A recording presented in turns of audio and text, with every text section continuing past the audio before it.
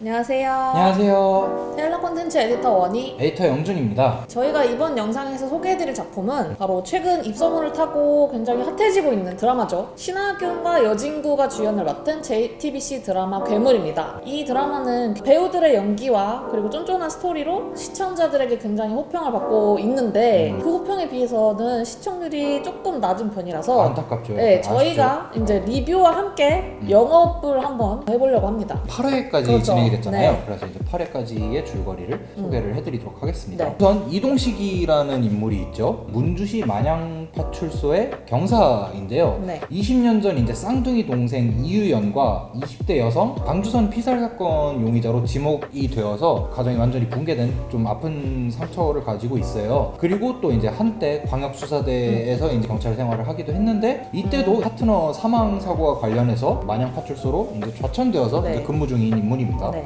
또 한 명의 주인공 한주원. 그렇죠. 네, 서울청 외사과 출신의 경위이고요. 아버지는 이제 경찰계의 이제 2인자라고 불리는 경찰청 차장 한기환입니다. 경찰 쪽으로는 엘리트 코스를 밟고 네, 있는 네. 그런 인물인데요. 오래전부터 이제 이동식을 그 20년 전 사건의 유력 용의자로 의심을 하면서 함정 수사를 펼치기도 하고 결국에는 만양파출소로 전입을 와갖고 그렇죠. 이제 이동식을 잡으려고 네. 이제 본격적으로 전입을 온 그런 인물입니다. 네. 두 사람이 서로를 약간 싫어하는 게 이제 처음부터 이렇게 드러났잖아요. 그랬는데 이 두 사람이 파트너가 됐단 말이죠. 그렇죠. 네, 파트너가 되자마자 큰 사건이 두 개나 발생을 해요. 첫 번째 사건은 이제 갈대밭에서 손가락이 이제 이렇게 10마디가 이렇게 잘린 백골 시신이 발견이 되고 그 이후에 얼마 지나지 않아서 동식이 이제 조카처럼 아끼던 강민정이라는 학생이 이제 실종이 됐는데 그 손가락만 이렇게 10마디만 그렇죠. 또 이렇게 발견이 돼요. 동식은 민정이를 그렇게 만든 범인을 잡기 위해 주원은 그동안 의심했던 동식이 20년 전 사건뿐만 아니라 이번 사건들의 범인 혹은 공범임을 증명을 하기 위해 공조를 펼치는 내용이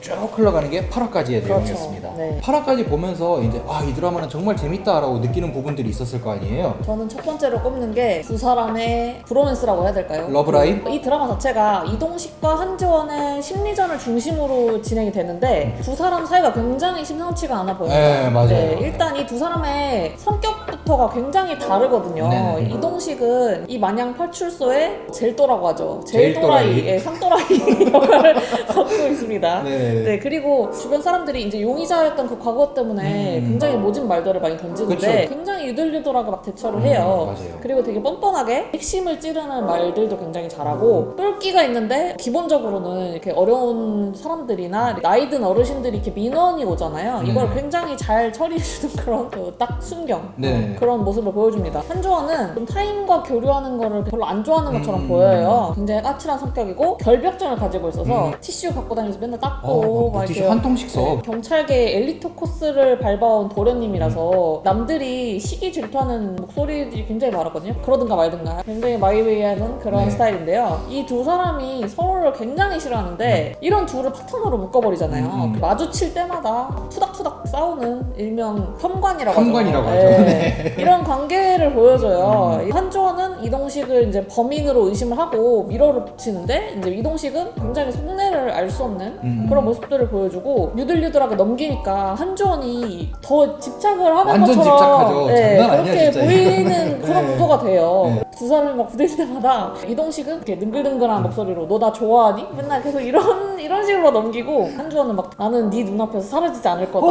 이거 진짜. 네. 사랑이야 이거. 너는 내가 잡는다 이러면서 거의 집착을 하는 그런 대사들이 되게 여러 번 나오는데 아주 환장스러운 그런 왕궁 관계입니다. 그리고 이제 인물들 외에도 꼽고 싶은 게 영상미랑 연출이 좀 돋보였는데 특히 이 신하균하고 이제 여진구 배우가 어떻게 하면 화면 속에서 예쁘게 담길까 연구를 엄청 많이 하신 것 카메라 같아요. 감독님이 진짜 연구를 많이 하신 네, 것 같아요. 진짜. 와 진짜. 네. 그 한조원이 숨겨있고 있는 비밀이 있어서 그걸 건드릴 때마다 굉장히 긴장하는 그런 굳은 표정을 짓잖아요. 근데 이동식은 속내를 알 수 없는 미소를 이렇게 짓는 장면들이 많이 나온단 말이에요. 거기서 이제 똘끼가 막 드러나는 그런 모습들까지 이런 거를 클로즈업을 이렇게 막 비쳤는데 그게 좀 인상적이었어요.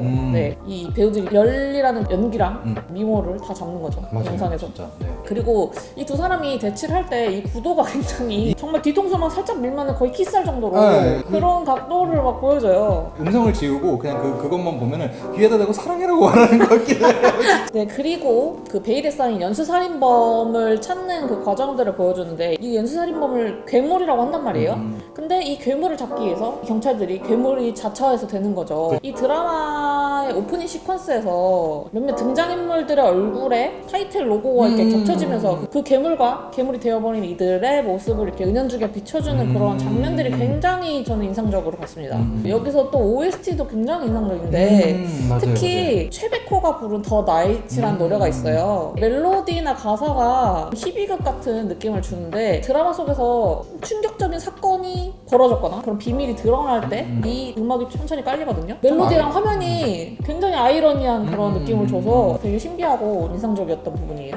네. 저는 각본이 굉장히 인상적이었어요. 진범이 나오기 전까지 이제 두 주인공부터 이제 다른 캐릭터들까지 해갖고 누구 하나 이렇게 뭔가 제대로 신뢰할 수 없게끔 이렇게 스토리를 짜갖고 매 회마다 정말 몰입을 해서 봤는데 이런 심리 스릴러는 사실 정말 오랜만에 보는 것 같은 그런 느낌이 들었어요. 가장 큰 이유 중에 하나는 엔딩 맛집. 네, 매 에피소드마다 그 엔딩의 임팩트가 정말 대단했어요. 네. 예를 들어서 이제 뭐 민정의 손가락을 슈퍼 앞에다 놓은 사람의 정체, 민정이를 살해한 진범의 정체도 이제 마지막에 그 스토리가 나오고 죽은 민정이가 강진묵한테 문자를 보내는 그 장면도 마지막에 나오고 진묵이 이제 스스로 이제 목숨을 끊는 그 장면까지 이것도 충격적이었어요. 전혀 예상치 못했던 장면들을 이렇게 막판에 이렇게 쫙 던져놔 버리니까 다음 화를 안 보고는 약간 못 빼기게 만드는 약간 그런 게 있어요. 그나마 이제 저도 그렇고 이제 원희 에디터도 그렇고 몰아서 봐서 망정이었지 진짜 이거 본방사수 하시는 분들은 도대체 일주일 어떻게 참았는지 저는 사실 잘 모르겠거든요. 와, 이 엔딩이 정말 엔딩 맛집이에요.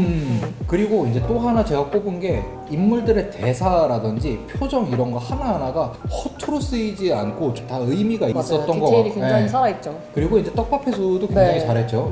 아무 생각 없이 지나치기 쉬운 인물들의 대사와 표정에도 전부 의미가 있는데 그래서 이렇게 도저히 뭔가 딴짓을 하면서 보거나 스킵을 하면서 볼 수가 없게끔 돼 있더라고. 그래서 엄청난 몰입감을 자랑을 하죠. 표정이나 대사에서 제가 좀 참 인상적으로 봤던 게 동식이 웃는 걸 이렇게 클로즈업으로 쫙 당겨서 보여주는 장면들이 있는데 처음에는 그냥 신하균이 이제 잘생긴 얼굴을 이렇게 보여주려고 하나보다 아니면은 이런 상황에서도 웃는 동식이 얼마나 정신을 놓은 건지를 보여주려는 건가 생각을 했는데 그게 아니었던 거죠. 8회까지 보고 나니까 동식이 웃는 장면들이 전부 동식이 이제 계획한 대로 이렇게 뭔가 일이 흘러가고 있을 때 동식이 얼굴을 이렇게 클로즈업을 해주는 것 같았어요. 이건 뇌피셜입니다 물론.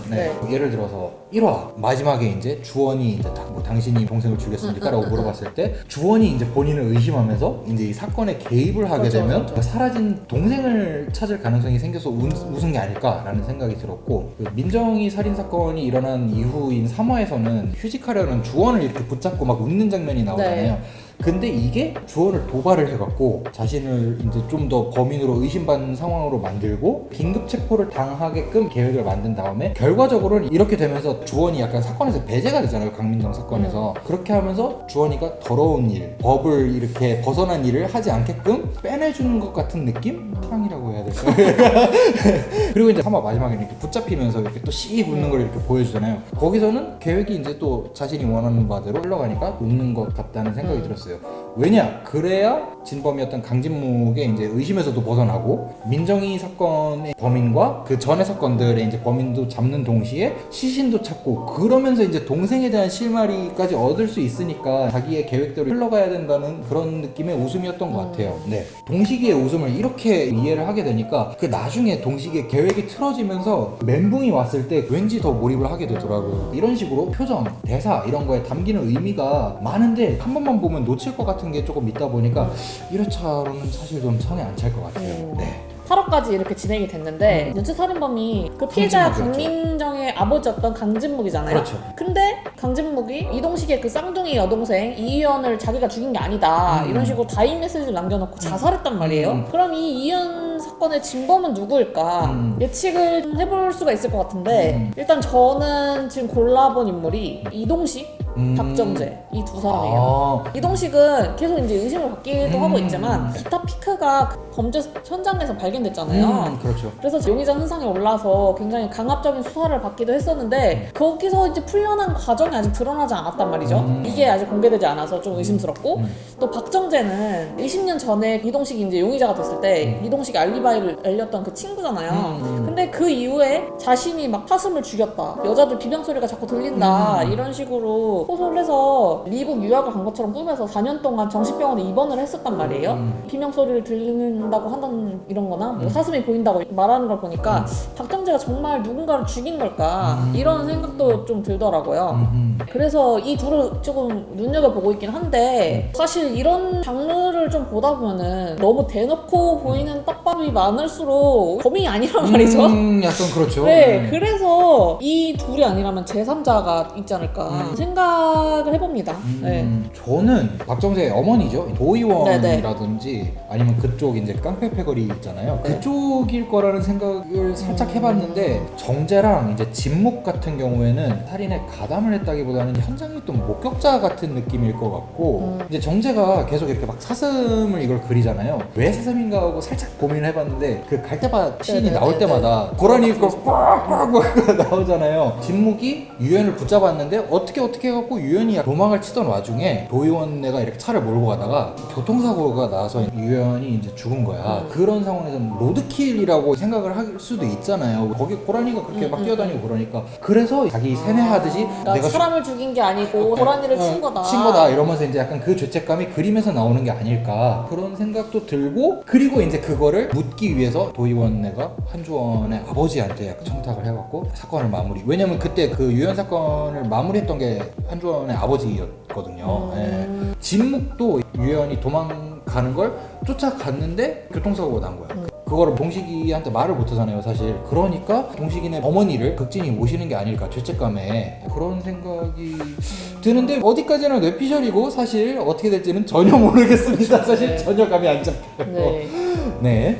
저희의 이제 괴물 리뷰 및 영업 영상은 여기까지고요. 정말 재미있는 네. 작품이니까 꼭 한번 보셨으면 좋겠습니다. 네, 추천합니다. 네, 추천 강추입니다. 네. 다음 주에도 또 재미있는 영상으로 찾아뵙도록 하겠습니다. 안녕.